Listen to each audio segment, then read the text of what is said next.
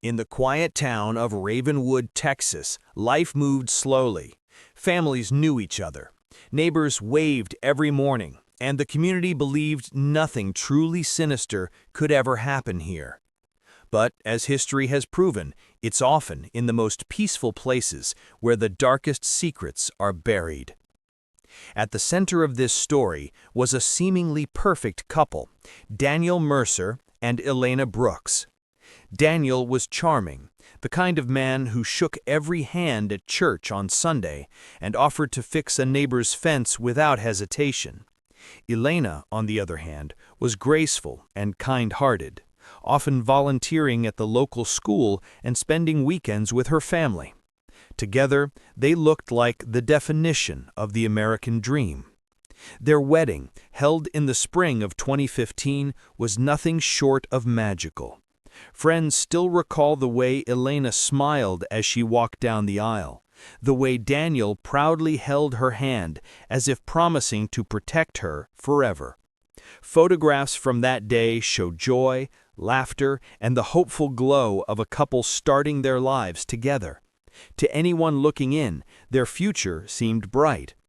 But behind those smiles, cracks had already begun to form. People close to the couple later remembered arguments that would erupt suddenly, fueled by jealousy, money problems, and Daniel's growing temper. Still, Elena kept these troubles mostly to herself. She confided in her sister that she believed marriage takes patience, and that every relationship had its storms. She truly believed that with enough love, she could weather hers. Then, one summer evening in 2018, Elena simply vanished. No note, no call, no trace of where she had gone. Her family was frantic. Her friends said she would never leave without saying goodbye. And her mother, choking back tears in a local TV interview, begged, "If anyone knows where my daughter is, please help bring her home." But what no one knew at the time was that Elena's disappearance would spiral into one of the most shocking true crime cases Ravenwood had ever seen. And when the truth finally surfaced, it wasn't just a missing person case anymore. It became a story of betrayal so dark it would haunt the entire community. When Elena Mercer vanished, panic set in almost immediately. Her family knew something was terribly wrong. Elena was not the type to disappear without a word. She was close to her parents, spoke with her sister nearly every day, and was deeply tied to her community. For her to suddenly vanish, it was unthinkable. Her mother, Caroline Brooks, recalled the moment she realized Elena wasn't just late, it was something far worse. She had called Elena's phone dozens of times, each attempt ending with the same haunting silence. Messages went unanswered. Social media activity stopped cold, and friends said they hadn't seen her since the evening before. By the second day, her family contacted the police. What began as a missing persons report quickly escalated into a full-scale investigation. Flyers were printed with Elena's photo, her bright eyes, her gentle smile, plastered on store windows, telephone poles, and church bulletin boards. Local news stations picked up the story, urging anyone with information to come forward. The community of Ravenwood rallied together. Volunteers combed through nearby woods, drainage ditches, and abandoned lots, hoping for even the smallest clue.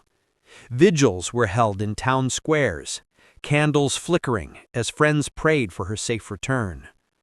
People described Elena as someone who lit up every room she walked into, making it all the more unbearable to imagine her gone without explanation. But as the days turned into weeks and weeks into months, that initial hope began to fade. Police received dozens of tips, but most led nowhere. Some claimed they saw Elena's car late at night on the edge of town. Others swore she was spotted at a gas station in a nearby city, yet every lead dissolved under scrutiny. All the while, Daniel Mercer, the man who should have been leading the search, seemed strangely detached. While others passed out flyers and gave tearful interviews, Daniel appeared calm, almost rehearsed. At vigils, he stood in silence, rarely speaking unless asked. Some dismissed it as shock, but others quietly began to wonder, why didn't he seem more desperate? Behind closed doors, Elena's family was growing suspicious. They couldn't shake the feeling that Daniel knew more than he was admitting, but without proof, all they had were their instincts. And as the investigation stretched into months, investigators began to look more closely at Daniel's behavior, searching for cracks in his story, cracks that once uncovered would change everything. As weeks turned into months, Elena's disappearance weighed heavily on Ravenwood. For the Mercer and Brooks families, each day felt like a lifetime. Investigators refused to let the case go cold, but their search was hitting a wall, until they began to take a harder look at the man at the center of it all, Daniel Mercer. From the very beginning, Daniel's behavior had been unusual. Detectives noted that while other husbands of missing wives usually broke down in interviews, Daniel's responses were flat, almost mechanical. When asked how he was coping, he calmly answered, "I just take things day by day." To investigators, it felt rehearsed, like a man reading lines from a script. Neighbors added to the suspicions. One woman reported seeing Daniel loading something heavy into the back of his truck late at night, just days after Elena vanished. At the time, she thought little of it, assuming it was equipment from his job. But as the weeks dragged on, the memory began to gnaw at her. Why was he moving things alone, in the middle of the night, when his wife was missing? The deeper detectives dug, the more troubling the picture became.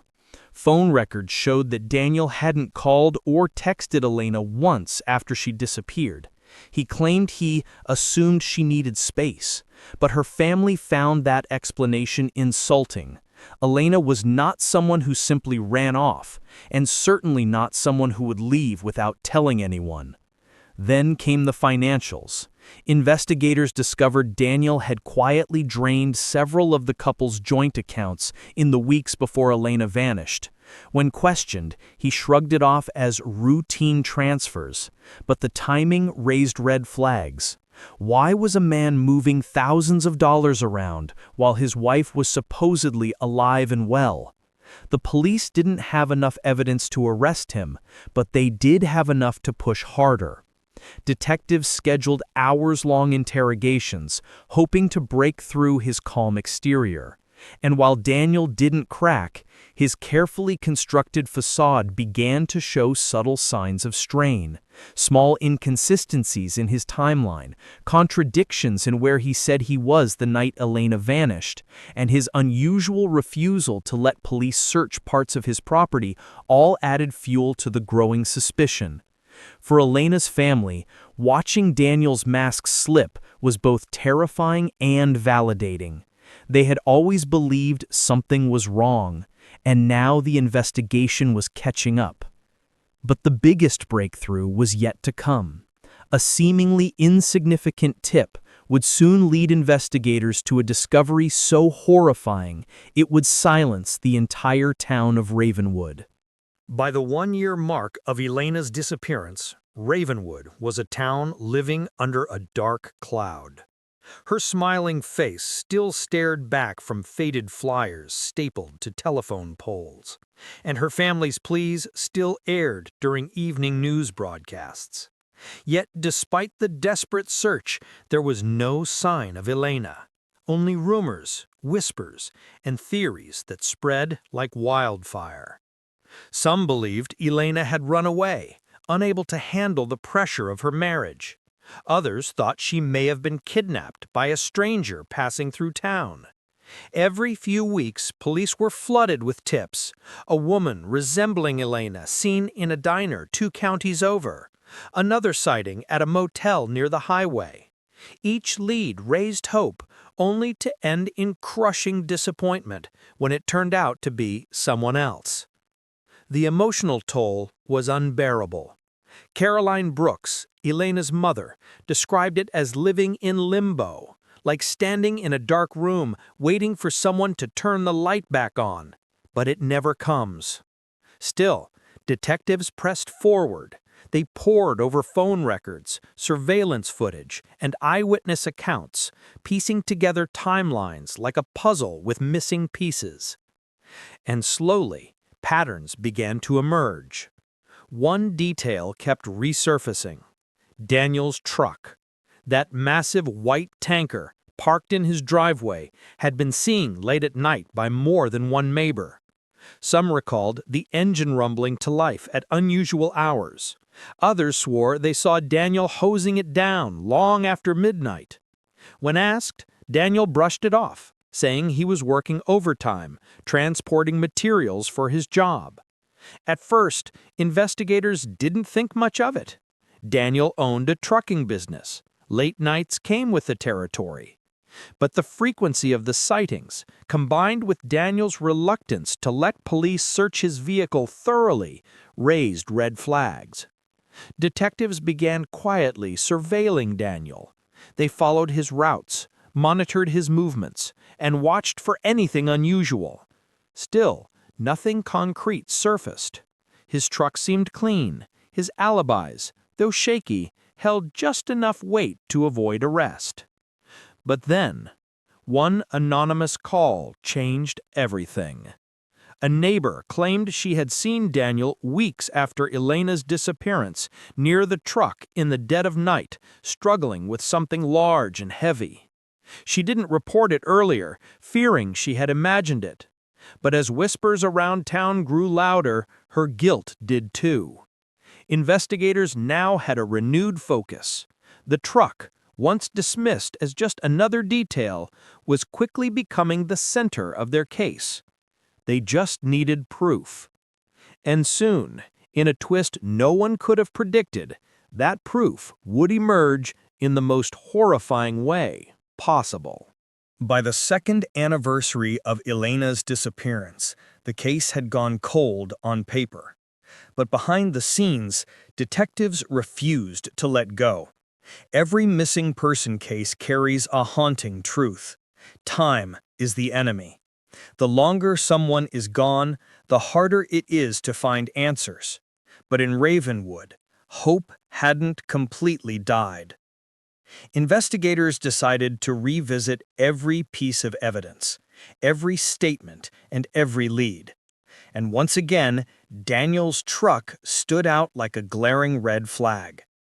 The white tanker was always there, looming at the edge of his property, like a silent witness holding secrets no one could reach.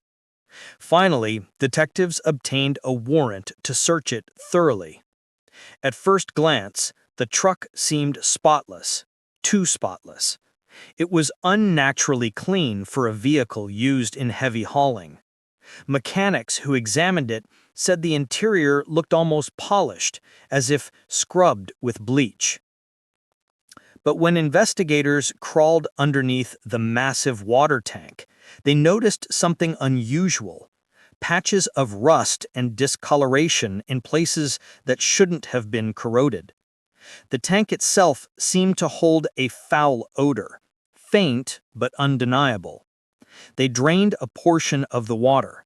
What came out first was cloudy, with a strange film floating on top. Alarm bells went off. Samples were rushed to the lab.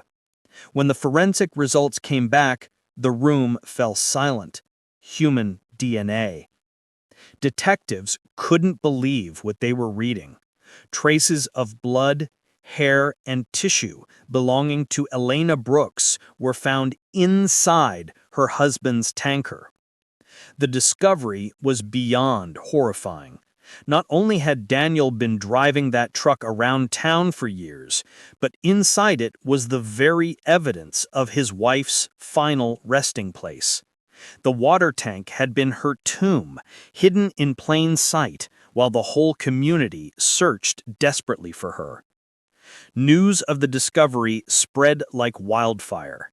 Neighbors who once defended Daniel now looked at him with suspicion and disgust. The Brooks family was devastated, but at the same time, they finally had confirmation. Elena had never left them by choice. And yet, despite this damning discovery, Daniel Brooks wasn't behind bars, at least not yet. Detectives had the evidence, but Daniel had an explanation ready, one that threw the case into even deeper turmoil. When confronted with the forensic results, most people expected Daniel Brooks to crumble under the weight of the truth. But what happened next stunned both investigators and the community. Daniel didn't panic. He didn't beg for mercy. Instead, he leaned back in his chair during questioning, crossed his arms, and with a calm voice said, "You've got it wrong. Elena must have, somehow, gotten in there on her own. Maybe she was confused. Maybe she was hiding. But I had nothing to do with it." The detectives were floored. His explanation didn't make sense. How could a woman climb into a sealed industrial water tank, then disappear for years without anyone noticing? But Daniel repeated the story word for word, as though he had rehearsed it. Even stranger, he acted more irritated than heartbroken. Officers noted how he avoided eye contact, how his legs bounced anxiously, and how his tone was more defensive than grieving. Meanwhile, the community's mood shifted drastically. Neighbors who once praised Daniel's generosity began to remember unsettling details. How he often joked about Elena being too nosy. How he controlled every aspect of their home life. How he seemed almost relieved when people stopped asking questions about her disappearance. The Brooks family, devastated by the discovery, demanded justice. Elena's sister stood outside the courthouse during one of the hearings and said, "For 3 years we begged for answers, and all this time she was right there, in his tank. Daniel can lie all he wants, but my sister didn't put herself there. He did." But here's the chilling part. Despite the DNA, despite the tank, despite the growing suspicions, there still wasn't a clear timeline proving Daniel killed her. Without a smoking gun, prosecutors feared a skilled defense attorney would twist the case. The question lingered heavily. Was the evidence enough to finally put Daniel behind bars, or would he slip through the cracks of justice? While forensic teams prepared their case, detectives knew evidence alone wouldn't be enough. They needed motive. They needed a story that explained why Daniel Brooks would murder the woman he once promised to love forever. So they dug deeper. Phone records, financial statements, and old interviews were re-examined with fresh eyes. And what surfaced painted a very different picture of Daniel's marriage. Behind the facade of a caring husband, Daniel was living a double life. Records showed late-night visits to clubs, suspicious cash withdrawals, and charges at hotels just outside Ravenwood. Even more shocking, he wasn't alone. Detectives uncovered that Daniel had been having multiple affairs. One in particular stood out, a fellow teacher named Melissa Grant. She was younger, admired Daniel's charm, and believed every excuse he fed her about his troubled marriage. To the world, he wore the mask of a caring husband, but in private, he was sending Melissa emails filled with promises of a fresh start, a new life together. Emails that dated back to just weeks before Elena vanished. For Elena's family, these revelations were soul-crushing. The loving husband they thought they knew was instead a manipulative man who had been planning an escape from his marriage, but not through divorce.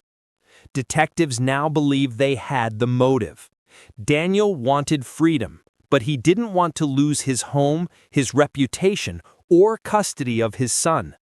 To him, eliminating Elena was the cleanest solution. But here's where things grew even darker.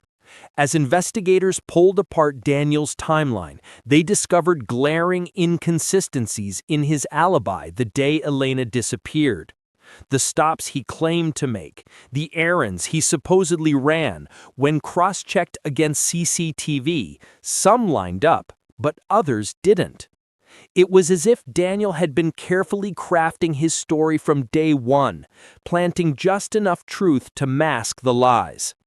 And then a witness came forward, someone who claimed they saw Daniel's truck parked near his home at the very hour he said he was miles away. If true, it could destroy his alibi once and for all. By the time Daniel Brooks was arrested, Ravenwood was divided. Some still clung to the image of a kind, dependable teacher, while others whispered that they always suspected something sinister about him. The courtroom was packed on the first day of trial. Journalists lined the halls, cameras flashed outside, and the Brooks family sat with heavy expressions, torn between grief for Elena and disbelief over Daniel's alleged crimes. The prosecution opened with a chilling statement. This is not the story of a missing wife. This is the story of a man who calculated, deceived, and murdered to serve his own selfish desires. We will prove that Daniel Brooks orchestrated every step to rid himself of Elena and live a new life without consequence. One by one, witnesses were called. Detectives detailed the discovery of Elena's body inside the water tank. The jury listened in pin-drop silence as crime scene photos were shown. Some jurors even averted their eyes. It was that disturbing. Then came the forensic experts. They testified about the scratches on the tank lid, consistent with someone trying to open it from inside.